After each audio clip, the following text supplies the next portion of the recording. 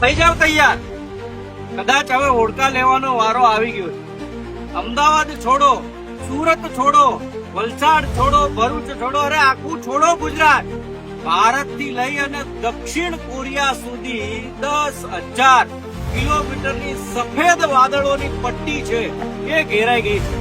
અને રિસર્ચ એવું કહે છે, વિશેષજ્ઞો એવું કહે છે કે જુલાઈના અંત સુધી ભારતમાં, ગુજરાતમાં અને ગુજરાતના ઘણા બધા જિલ્લાઓમાં મેઘ તાંડવ થવાનું છે. એટલે જુલાઈ ખૂબ જ અઘરો જવાનો છે. આ તો શરૂઆત છે. અલનીનો કરતા હતા કે દુકાળ લાવશે, પરંતુ ક્લાઇમેટ આખું ચેન્જ થયું, સિસ્ટમ આખી ચેન્જ થઈ છે.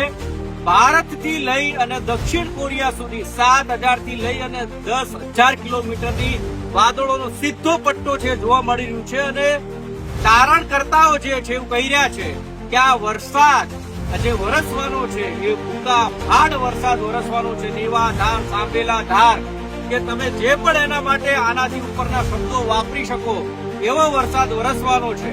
એટલે જ પહેલા મેં કીધું કે થઈ જાવ તૈયાર. કદાચ હોડકા લેવા પડે. અમદાવાદ તો વોટર પાર્ક બની ગયું છે, બધાએ જોયું છે.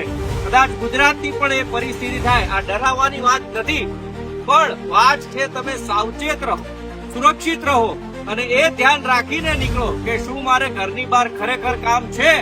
જો નથી તો ઘરે મસ્ત આરામ કરો અને પરિવાર સાથે મજા કરતા કરતા સુરક્ષિત રહો.